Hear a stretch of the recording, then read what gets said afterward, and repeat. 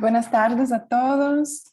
A nombre de la Universidad de Monterrey y el Centro Roberto Garza Sada de Arte, Arquitectura y Diseño, les damos la bienvenida al 12º Congreso Internacional de las Escuelas de Arte y Diseño y de Arquitectura y Ciencias del Hábitat, UDESIGN, ECO.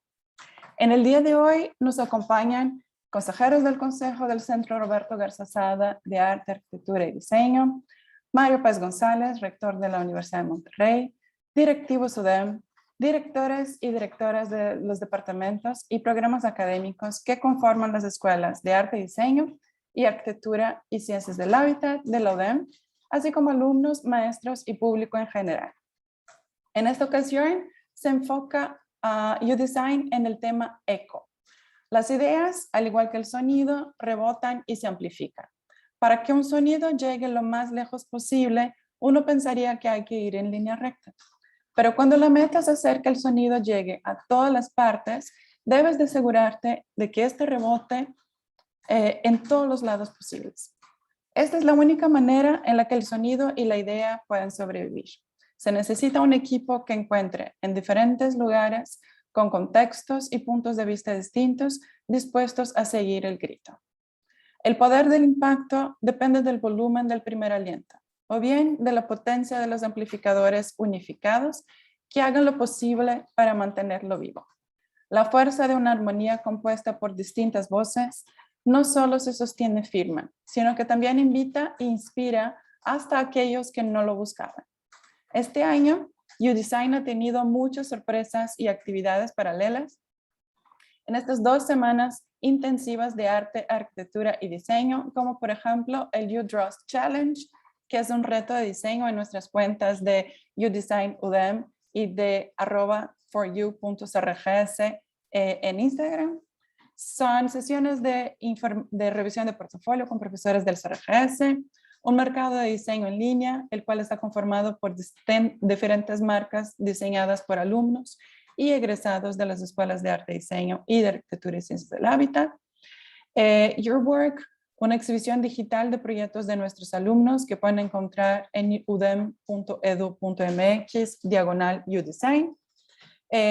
Muchos talleres impartidos por profesores del CRGS y también los podcasts UDESIGN Eco que pueden encontrar a partir de hoy en nuestra cuenta de Spotify UDESIGN UDEM. Como aviso general, les comento que al ingresar a la presentación de UDESIGN, los participantes entienden y aceptan que sus datos personales e imagen podrán ser divulgados por la Universidad de Monterrey para los fines aquí descritos. La sesión será grabada y almacenada para conformar un repositorio que servirá para futura consulta y referencia de la Universidad de Monterrey y podrá ser difundida para fines informativos y otros relacionados con la promoción. El acceso al material y contenido de la presente conferencia no implica una licencia gratuita para su uso, por lo que deberán respetarse en todo momento los derechos de autor. La información compartida no podrá ser transmitida, grabada ni divulgada en ninguna forma a ningún tercero.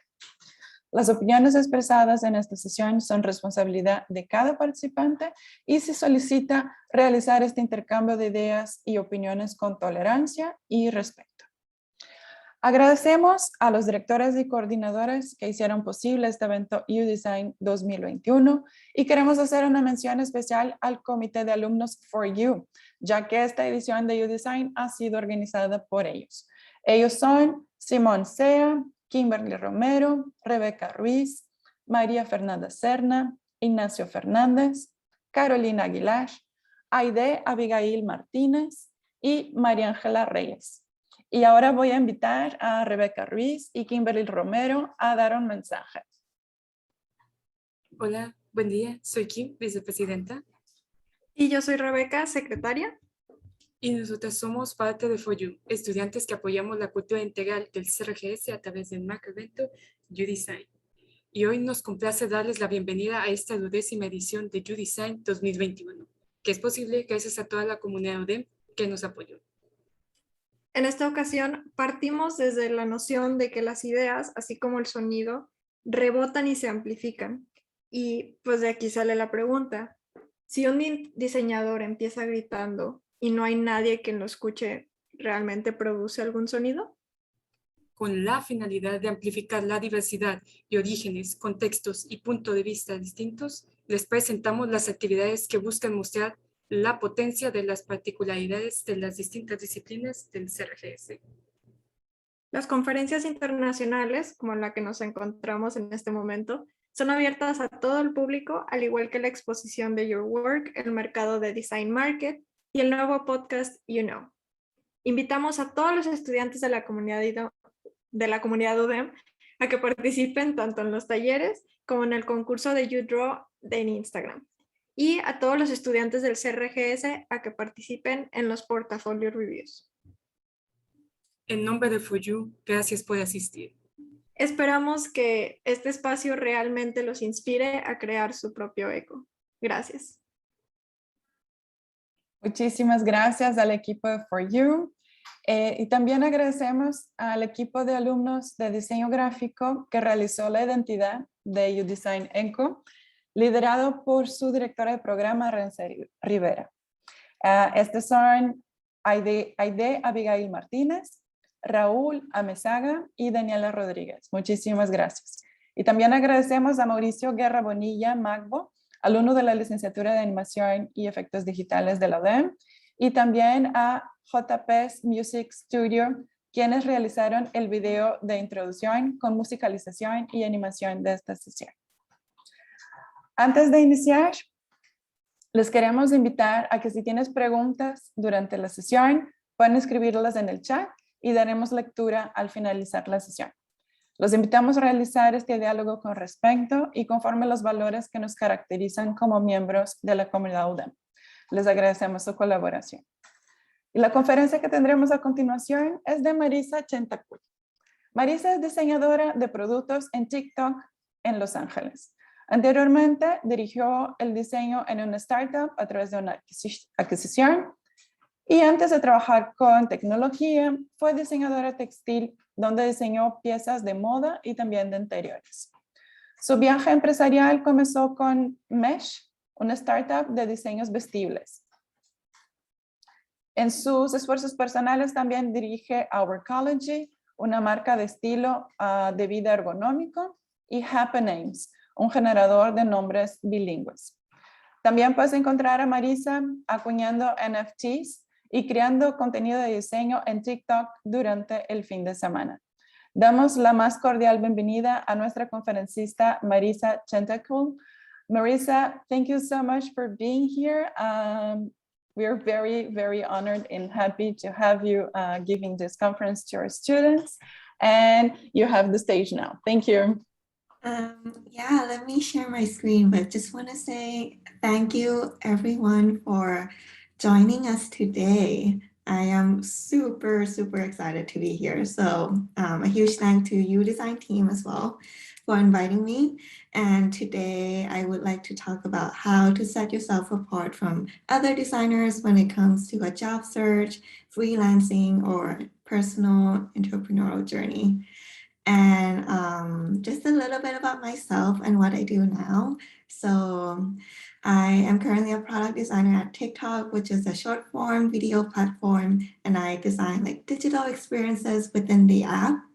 I also create content about design when I'm not busy on the weekend, mostly on TikTok and Instagram. And before I worked at TikTok, I used to work at a startup. And prior to that, I used to work in the fashion industry. I majored in fashion for undergrad back in 2 years ago.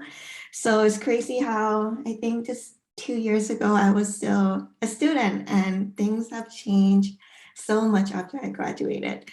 And this is my career journey. I switched from fashion design to UX or product design. And in this presentation, I would also like to talk about why what you study shouldn't define what you do, and how every design verticals, they have like their own overlap, and transitioning careers is not as hard as you think it might be. So just for context, I grew up in a pretty designy household. My mom was a fashion designer. My dad was an architect. And just growing up, I know that I really wanted to do something creative. And I was naturally eased into pursuing fashion design in undergrad just because I grew up watching my mom doing that. And she also has her own label. So I was like, okay, this is what I wanted to do. So I studied fashion with a focus in textiles design at Academy of Art University in San Francisco, California. I had a lot of fun in school until it was time to graduate. It was so hard to find a job in fashion. Not gonna lie, I made a really bold move. I moved to New York right after I graduated from fashion. And not only was it competitive, a lot of the positions were being replaced by technology, and there were less positions, like an in-office positions, and there are more positions in the factory, more like manufacturing stuff because of fast fashion. And at that time, I had an Instagram account where I posted about my work, my design, my garments, my fabric, and all that stuff. And I couldn't land any interviews. I even bought like LinkedIn Premium to try to connect with people in the industry. But because fashion people, they aren't really on LinkedIn and on that platform, I try to think about, okay, how else could I be creative about my job process? So one thing I did, I went around Soho and I put up my stickers with my Instagram handle. And this was during Fashion Week.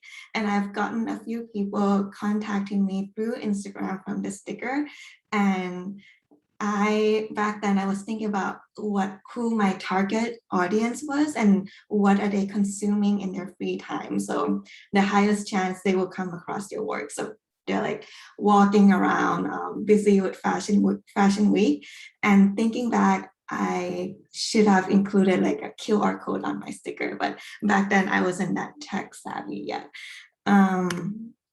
So yeah, what I want to tell you guys is that this doesn't have to apply to just fashion, but it can be for every other professions as well. Maybe you're applying for an internship, a full-time job. So figure out what your end goal is. Are you trying to find a freelance gig? Are you trying to find like a graphic design job? Research who your target market is and experiment with like, what else should I do that will set myself apart from other applications or other candidates?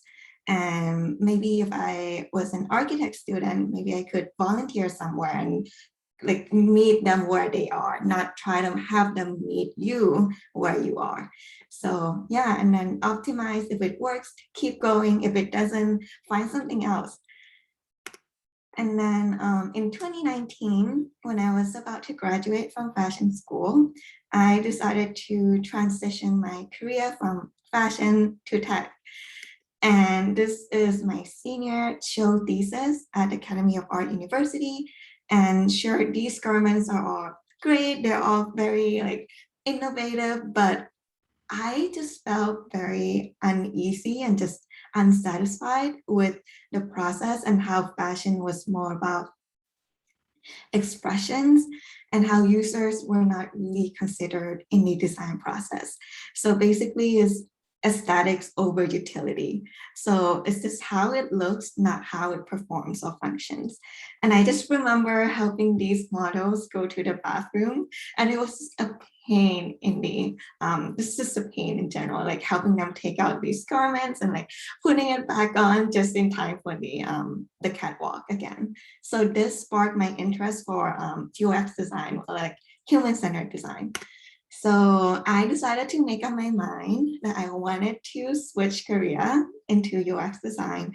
It took a little bit of convincing with my parents. They didn't get why I spent all these 4 years studying this, but I just don't want to do it anymore. And because my mom was a fashion designer, she had a really hard time accepting it. And so I had to prove myself. And to be honest, I was freaking out. Like, do I have to reset? Do I have to restart everything that I know, everything that I learned in school? Like, am I throwing everything I learned in college away? And what if this is not right for me? So the first thing I did was I started off by drawing this mind map of my current skill set and my future skill set that I want to achieve. And here I have product design on one hand and fashion design on the other. And then I listed out all the skills that are required for both industries, for fashion design and also for UX or product design. So I have print design, editorial, garment, user research, visual design, competitive analysis, product thinking, and then I just listing out in these circles. And then I color the middle section and I see what skills overlap and how I could use the skills to my advantage when it comes to switching career. And I was quite relieved because basically I don't have to start from zero because I have all these skills that I have been utilizing from the previous industry, from fashion design. And so I realized that I've done a lot of user research back in fashion. I've done a lot of visual design and a lot of competitive analysis by just figuring out the trend research, the competitors, brands, labels, what they're coming out with. And I was like, okay, this is not too bad. And then here comes quite a challenging part where I need to figure out what I have to improve on. So moving to the right side of the mind map, basically what I needed to do more in order to excel in this new role. So AKA what my weaknesses are. And then I see, okay, there are skills that I need to hone in on and I need to familiarize myself and just get out there, practice it. There are product thinking, interaction design, UX analytics, which is all of them I have never studied in fashion or I've never heard of it before. And so yeah, later on this year, in 2019, I was pretty certain about the direction that I'm heading, and there was no looking back at that point. And there was this 2 side projects that I did that really helped me become a better designer. And this first project that I wanted to talk about is mesh. And at that point I was like, there was this thing that I still want to do that I didn't get to do in fashion. I had this idea for a really long time. And at that time I was still designing if I wanted to go to grad school or just like experiment. And yeah, I just wanted to do a fun project I didn't get to do in fashion school. So what mesh is not a regular fashion artifact, but an item that grows with people's needs. So here I learned how to transport users' need into a product and just to create something around what people want. And I designed a library of mesh units, which is a collection of reusable components, and they can be assembled together to build any wearable pieces. And one of the most popular outcome of that is that people have been building is like a tote bag, and it got really popular that people were requesting tutorials. And so I came up with an idea that's like an IKEA inspired manual to help people get started. And yeah, I teamed up with a talented friend of mine and then come up with the most intuitive manual and infographic to provide people with a basic framework, like a step-by-step, almost like a toy almost. And I just want to make it as easy as possible. And this project went really big, and then I was able to raise a little bit of money for grad school with this project. And then in addition to that mesh project, I also started a podcast with my friend on UX or product design. So basically she just came to me and like, hey, Marissa, are you free? Like, I have this really cool podcast idea. Do you want to co-host it with me? And then I was like, are you sure you want me to be the co-host? I'm still like really new to this product design world, but I could help you facilitating. I could help like guide the conversation, but I'm not an expert in this yet. But if you want me to join, like I would love to. And then throughout listening to the experts that we brought in for this podcast, I was able to make a lot of meaningful connections and just found my mentors to this platform that I created. So with these 2 projects, I used it to apply for grad school back in 2020. And then after all that grad school, it was time to find a job again. Not the most fun thing to do, but it gotta happen. Yeah, and then I applied to almost like 500 jobs and I didn't hear back from any of them. I felt hopeless, I felt sad, I felt very unmotivated. And I even asked my professor or my friends who were product designers at that time and asked them, hey, is there something wrong with my portfolio? Like, do I really suck that bad? Like, how hard is it for them to just like give me the first interview? And then they were saying the same thing, that there was nothing wrong with my application or my portfolio. It's just the resume processing procedure and how they were just like scanning and flying through all the resumes. And if you like just graduated and like had no professional experiences, like you had no luck. And so I was like, I knew that I had to pivot in how I approach my job search. And I knew that applying online or on LinkedIn wasn't right for me. And so I started to think about who my target market is and whether I put myself in front of the right people. And I realized, my target market is actually the hiring managers or like the senior designers, the design lead who are like leading the team, not the recruiters or like the HR people. And their jobs, the recruiter's job was to scan resume, but not to evaluate my skills as a designer. And I was like, okay, they barely hang out on LinkedIn. And I found out through my friends that they were the most active on Twitter. And so I decided to send out this one tweet. So this one tweet is about to change my life. So I sent out this one tweet with a link to my portfolio, asking anyone if they know any position. And I barely had any followers during that time. So what I would do is I would reach out to all my friends who had like above 10,000 followers on Twitter and ask if they would be willing to retweet the first initial retweets. And yeah, I was able to land like 3 job offers and 14 interviews through this tweet. And I'm very grateful for everyone who gave me referrals, introduction calls, and just feedback on my portfolio. And my mind was just blown, like, oh my God, why haven't I like discovered this like job approach before? And it was so unexpected. Like people were giving me feedback, even if they couldn't help me, they was just trying to help, giving like referrals, like forwarding my portfolio to like someone else that they know in the industry. And so what I did here that I really encourage everyone to do is that sometimes recruiters, they will not take a look at your resume because we're just a student, we're still in school. Like how can we have like 3 years of experience? So first do some digging to see where the hiring managers or senior designers are active online. And this might vary from industry to industry.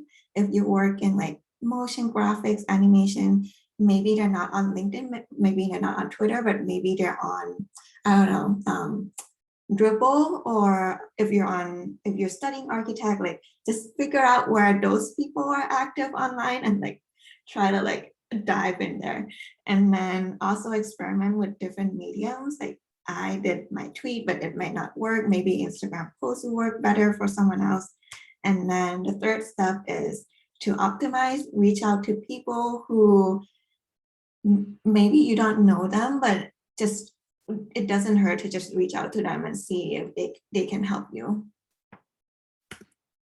Another thing that I did in addition to that tweet to differentiate myself from 1,000 other resumes that I used in the past and it works is, so I don't know if you guys know Notion. It's like a document, yeah, so basically like a note-taking app.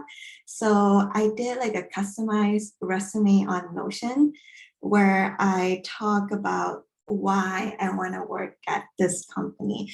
Think of it as like a cover letter, but more interactive and more personalized. So cover letter, some of you guys might think of it as like 2 or 3 paragraphs of why I resonate with this company. And to be honest, I don't think a lot of people read them. It's just a very templated thing, and it's very easy to find like those templates on Google. And so what I did here is there's this company called Shopify, and they're like an e-commerce site. And because I used to be in fashion and now that I want to go into UX or product design, I was like, I think something like this would be perfect for me because I can still be in like the fashion or like the e-commerce area, but also be in like tech. So yeah, I told them about how my mom used to be a fashion designer and how I went to fashion school and how I wasn't sure if I wanted to be a fashion designer and how I did like 2 side projects and blah, blah, blah. And then, yeah. And then what I did is I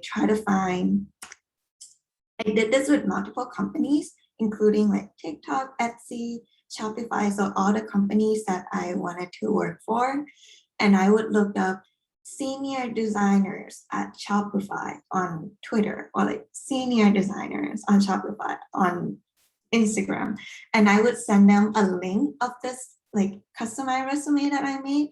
And then, yeah, a lot of people, to my surprise, they took a look at them and they were really impressed. And they were like, okay, how about you apply to this internship position? Even though I didn't land all the jobs that I created these customized resumes for, at least I was still able to like get in touch with them or like get their feedback.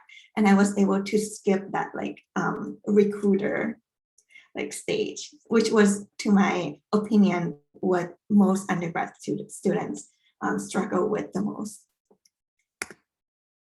And with all of that, I realized that us, or all of you guys as designers, we all need to market ourselves. Like, we can't just be like waiting for them to discover our work that is buried by like 1,000 other applications.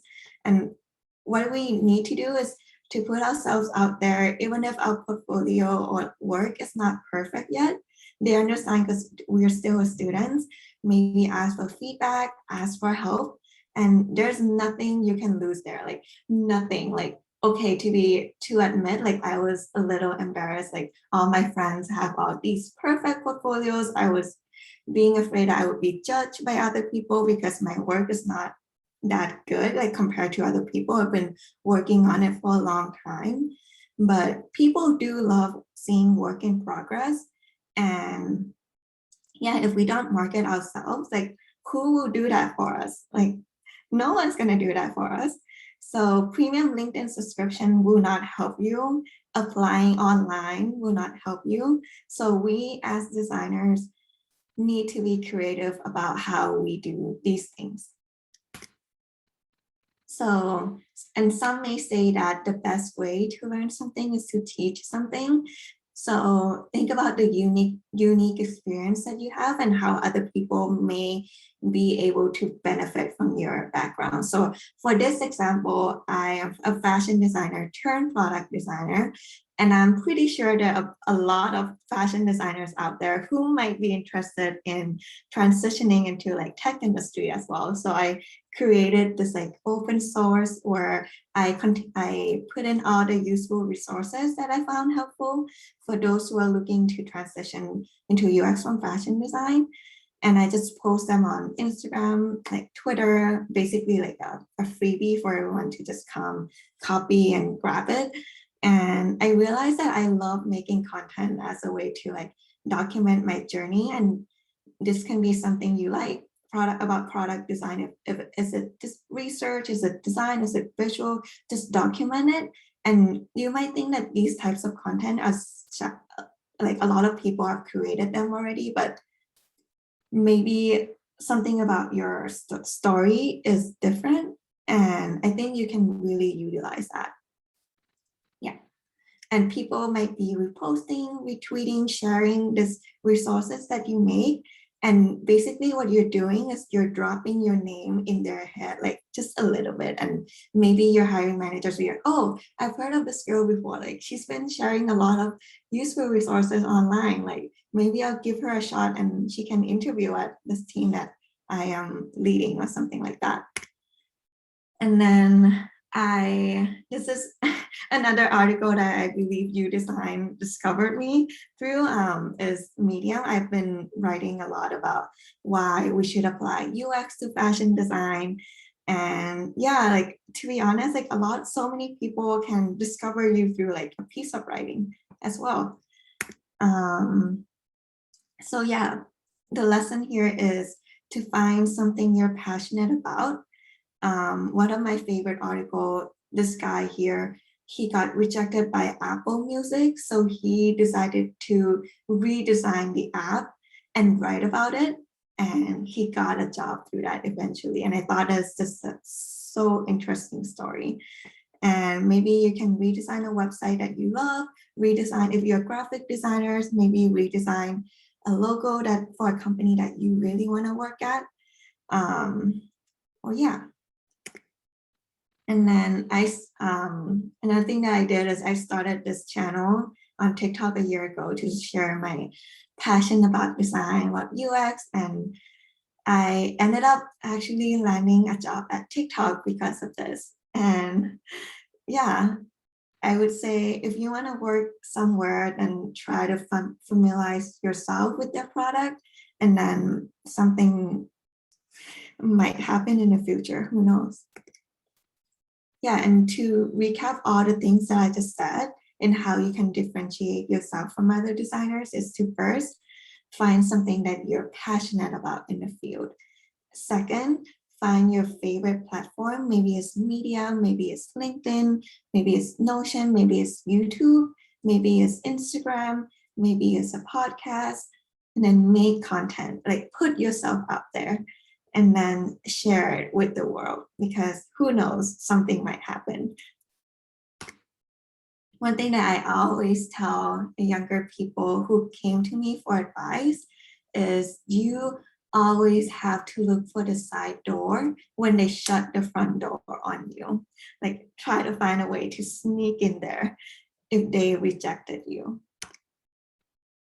So yeah, this is my career journey recap. One of my favorite quotes that I want to end this presentation with is, no one is lucky. You just have to work hard to create your own luck. So yeah, thank you very much. Let me know if you guys have any questions. Thank you so much, Marissa. That was great. There was such amazing tips for our students to get out there and try to find their dream job, but sometimes the dream job is a little bit overrated. Sometimes the dream job is the one that you don't even know yet. And we have here a few questions. The first one, it's, hi Marissa, what inspired you and Devin to create Workology? And what's one advice you can tell to small business owners? This question is by Maite Achash. Yeah, so Devin and I, we started Workology during the beginning of the pandemic, where people are like trying to upgrade their workspace because they'll be stuck at home for a long time. And then we both still really love like physical products, even though we both work in tech. So we're like, okay, how about we do something like a laptop stand that is more invisible, and why don't we just put it out there on TikTok to see if anyone would be interested in buying it at all. And so it went pretty viral, and so we decided to have that as a side project. And we just put it on Amazon FBA because we have been really busy and we couldn't ship all the inventories ourselves. And so, yeah. And advice for, I think the second half of the question was, any advice for small business owners, right? Yep. So I would say, don't buy all the inventory yet, don't buy all the products because you don't know if people are actually really interested in it. So we just got like a sample to create a video and content out of it just to test the market first, test the waters and go from there. Thank you. We have another question from JC. Hello, thank you for sharing your story. What is your advice to succeed in the fashion industry in New York, starting from zero? Yeah, when after I graduated in fashion, I was like, fashion, New York is the place to be. Like everything's just so glamorous. Like I didn't get a job. I was like, I'm gonna book a one-way ticket to New York and see what was gonna happen. And so my advice to like just working in fashion in New York is just to be in New York first, because it was really hard for me because I went to school in California and I was trying to email people, but a lot of people in the fashion, they don't really reply emails at all because they were like during the time they were just busy like running around like organizing fashion show and just like doing things with their hands. And so what I realized is that you have to meet them like whatever they're doing. Sometimes I would just, this is not like the best advice, but one thing that I did is just to knock on their door. Like I have a friend who used to work there and she told me where the office is. So I just walked up with my like iPad and my portfolio and be like, hey, like, I just graduated. I'm not looking for like a paid position. Like, I just want to get experience. Is it okay if I come help you guys with the fashion week for maybe 2 or 3 weeks just to get my foot in the door? But it's a little tricky for fashion, I would say. Like, you just have to like knock on the door. Thank you. We have another question from Lucia Romero. Hi, Marissa. What is like working at TikTok? What do you do in there? Yeah, I actually just started this job 2 months ago. It's been really interesting. Like TikTok is growing so fast. And so like the things that I'm doing is it's like a super fast-paced environment. I'm learning so much. And the things that I do on a daily basis is I work with product managers and software engineers to launch a new feature that we're working on. So I would design like wireframes and like make a prototype of what that interaction might look like. And then ask the engineers if there's like any technical difficulties, should we maybe try to scope down the design, or is there anything that we're missing for the launch? And yeah. Thank you. And what would be your advice to create content? To create content that will interest people in reading what you wrote. So the idea is like you write content, but how people are going to arrive there, or you use some CEO tools or any keywords or something like that? Yeah, so with the Medium article, I didn't think about SEO or like keywords at all. I was just like trying to write something of what I learned from like transitioning from fashion to product design. But my advice for creating content is think about like maybe what did you wanted to learn, but you couldn't find any resources for doing that. Because when I was trying to transition to tech or like product design, I couldn't find any articles or any blogs or any resources about people transitioning from a field like fashion to product design at all. So I was like, I took that as a concept, like maybe someone else needed that too. So whatever you can find online today that you would love to like read or just like know something about it, that is a sign that other people might need that too. And in order, in terms of like sharing it or getting more eyeballs on it, I would say I just share it on Instagram and Twitter, and then I just kind of let it go from there. And sometimes some of the articles, nobody read them, like nobody like even look at them. Like let's say 10 of them, I published them, like maybe 2 of them only went viral or people started reading them. So not all of my articles or not all of my content were getting traction. Okay, thank you. And we have another question from Miranda Gomez. Hello, do you schedule for uploading on TikTok? Is there a certain time or hashtags or any other strategy that increases interaction? Yeah, I love that question. There's no magic to it. When I just started, I was like, there must be a really complicated algorithm behind this. Like there must be a time where TikTok like push content to like FYP. But what I did is just I experimented like during the day, at night, and in the middle of the day for like 2 weeks, and just like A/B test it and see which one performed the best.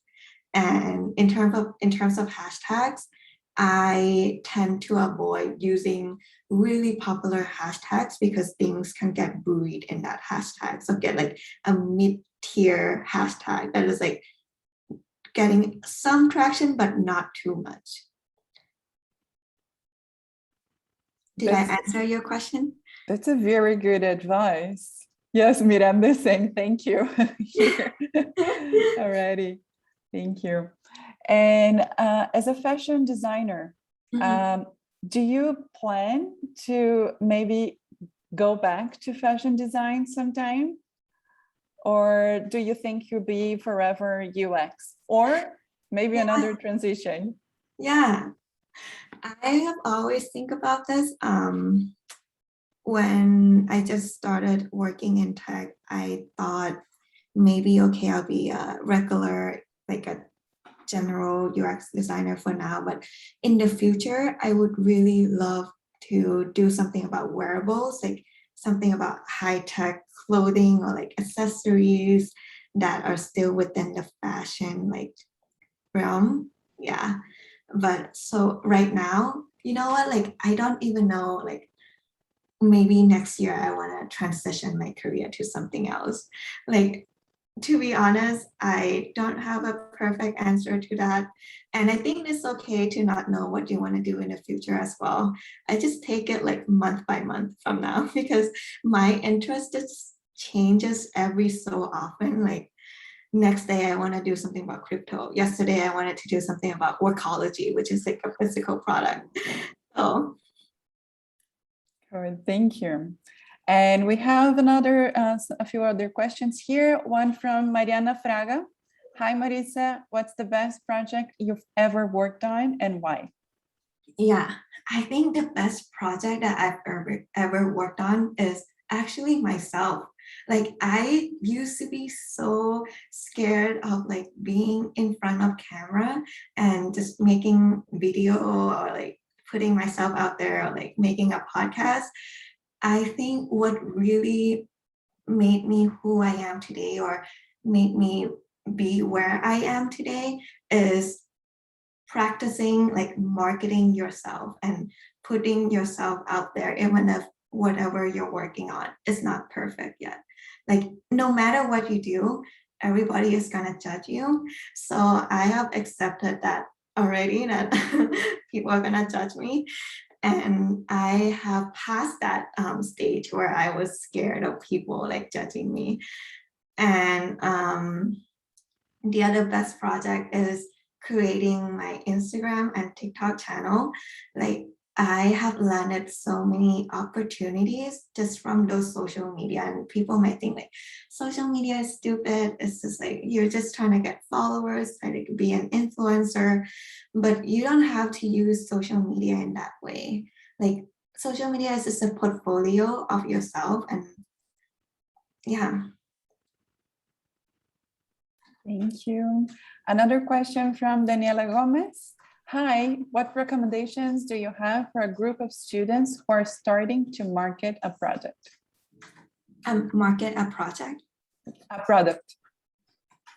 Yeah, so I would look into what other similar projects are doing, like your competitors, and see if what they did was successful. If it was successful, then copy them. Like good artists copy. I'm gonna be honest with you, like marketing strategy or like just when you're about to launch a project, like I think it really depends on the type of project, because for like product design, maybe I can market on Dribble, but for other projects like Workology, like a physical item, for example, like Instagram and TikTok is the best place. But if it's like an article, like Medium is the best place. Like I would say, think about who you're trying to market it to, like what is the demographics and where are they most active online? Like what do they consume the most on a day-to-day basis, and meet them where they are, like not try to have them like come to you on another platform just to see your product. Yeah, if you can tell me like what kind of product, like I can maybe help you further as well. Perfect.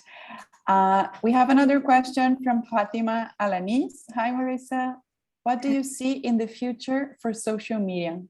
I feel like the algorithm and updates are changing so fast. By the way, I love TikTok because it's its high discoverability. Do you think other platforms will follow along? Yeah, I've seen a lot of, so what I think why TikTok is doing well, because it's a short form content and people are having less and less like attention span. Like they can't be consuming like a 20 minutes like video, like 15 seconds. Some people might drop off at the 10 seconds mark. And I think that because our attention span is getting shorter and shorter, like something that is concise, short, and easy to digest will be the content that perform the best in the future. And in terms of social media and where I think that might be, I don't know, but I really think that if you're a design student, you have to get on there too, like, and it will really help you in the future in terms of your career. Like if you're like a data scientist or like a software engineer, maybe it's not as helpful, but us as designers, I recommend like getting on it as soon as possible. And if you're like a more introvert, or you're like a more shy person, you don't want to show your face, then podcasts and writing articles might be the best medium for you. But if you hate writing, you hate like just making like planning stuff, then maybe like TikTok might be the best for you. We have another question that asks exactly that from Mariana Luna Gomez. Hi Marisa, I loved your career journey. Could you give an advice for introvert people to start posting their work and other content on social media? Yeah, before I got on Instagram and TikTok, I was on Twitter a lot because it was more like writing a short blurb, and you didn't really have to be so expressive. And I love Medium articles because like I could spend hours like writing draft and making it perfect without like people seeing it while it's like not perfect yet. But I have seen some of my friends created like a Discord channel. Have you guys heard of a Discord channel? But it's like a Slack, but more for like more casual conversation. And I've seen friends who create a Discord channel for like design, for like graphic design, for animation, for crypto, for NFT, and they would share their work through that Discord channel. So I think that's a pretty good start. What else? Let's see. For introvert people. Oh, I don't know about for other industries, but for product or UX design, we would have this like hackathons, which is a 24 to 48 hours where people come together as a group and they would create like a project within that 24 to 48 hours. And I've seen people like putting that hackathon results online on their portfolio. And I think maybe you don't have to do it all by yourself. Like aside projects with your friends can also work as well. And maybe team up with someone who has a different strengths than you, who has like this, like when I was an introvert, I would work with my friends who like love speaking, who was my co-host for my podcast. And so there's like a little balance there. Maybe if you don't want to start off by yourself just yet. Thank you. And we have another question from Ana Lucia Pais. Hello, what inspiration or platforms do you use to consistently create new things? Yeah, I use Figma to create graphics for my Instagram, but in terms of a video, I just record them on my phone. To be honest, I don't even know Premiere Pro or like Final Cut. I just edit it on TikTok, and this is a lesson that I learned, is that you don't have to know like the most advanced tool in order to create something that people can resonate with. Like people don't have to see the pixel perfect 100%.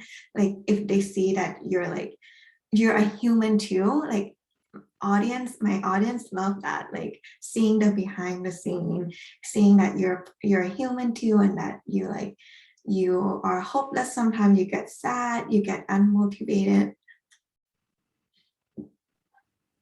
I don't know if I answered that question right, but let me know if I'm missing anything. No, it's perfect. We have another question from Daniel Almaguer Buentello. Hi, Marisa, your process to get noticed is very interesting and clearly very productive. Some people have been taken advantage of by companies using their content or design without their knowledge. Have there been any pitfalls like this in your own process? And what advice could you give students to protect their portfolio content? Yeah. So in the product design interviews, some company would give me like a take-home design challenge, which they will allow me to work on it for 1 or 2 days. And I would have to come back to them and present what I did. And so what I realized is that some companies, they would give you a design brief or prompts that are related to a problem that they're facing within the company. So if they do that, I took that as a sign that they just want free work from me. And sometimes they ended up not even hiring me, like just took my work and then just take it. But one thing that I did is upfront before I take a take home challenge is I would ask them, like, if I ended up not landing an offer at your company, I would like to be compensated for the time that I spent doing this take home challenge that was related to the problems that you guys are facing within the company. So by saying that upfront, if they said no, then I took it as a sign that that's not even a company that I want to work for anyway. But in terms of like people reusing my content, I've never had that problem yet, but I've had some people downloading and sharing my content without tagging me. And so what I would do is just follow up with them, like ask them to at least tag me and like credit me in the comment section. But there's nothing severe that has come up to me just yet.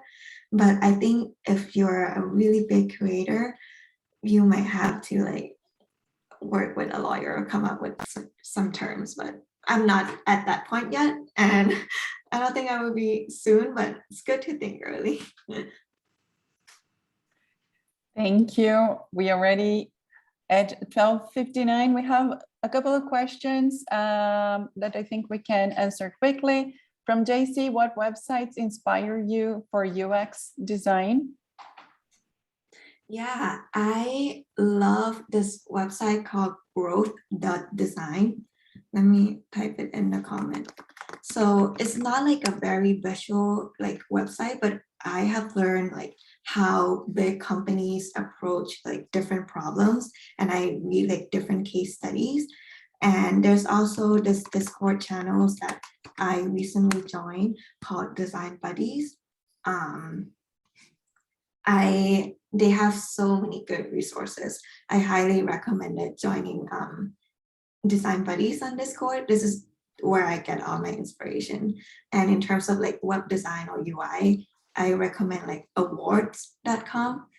Yeah, those three are my favorite. Thank you. And the last question will be from Sabrina Villaseñor. Hi, I'm so impressed with everything you've done. What would be another tip for a better portfolio? Yeah, a tip for a better portfolio is you will never be done with your portfolio. It's like an ongoing process. And so don't forget that it will never be perfect. But one thing that I did that I revised for my portfolio is I send it out to like senior designers and ask them for feedback. Or I would send it to people who are not a designer and ask them to read it and ask them like, hey, does this make sense to you? If it doesn't, then I think there's something wrong with how I structure things or how I present things visually. And so I would revise it from there, because I know that most people only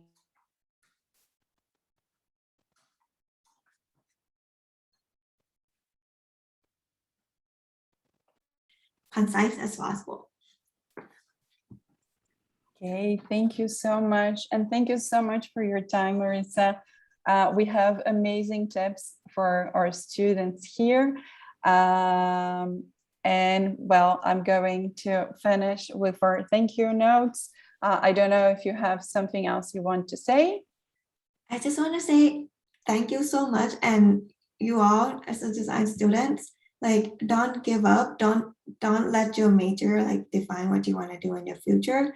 And if they like reject you or like shut the door like on you, like look for something else that you could do in order to like get in there. There's always a way, I promise. Thank you so much. Entonces agradecemos a todos por su asistencia y agradecemos a Norma Idalia Arevalo Jaramillo, quien es profesora de la UDEM en la Vicerrectoría de Formación Integral y nos apoyó en la interpretación a la lengua de señas mexicana, y Daniel Klingan, quien nos apoyó en la traducción de inglés a español. La Universidad de Monterrey, a través del Centro Roberto Garza Sada de Arte, Arquitectura y Diseño, agradece la participación de todos los alumnos, profesores, comunidad en general y directivos que hacen posible este evento. Nos vemos el próximo lunes, 27 de septiembre, a las 6 p.m., en la conferencia con Claudia Harari, arquitecta especialista en diseño de paisaje y en el entorno urbano y reciclado. Nos vemos el lunes. Hasta luego. Bye. Thank you, Marissa, Bye. again. Thank you. See Bye. you guys soon.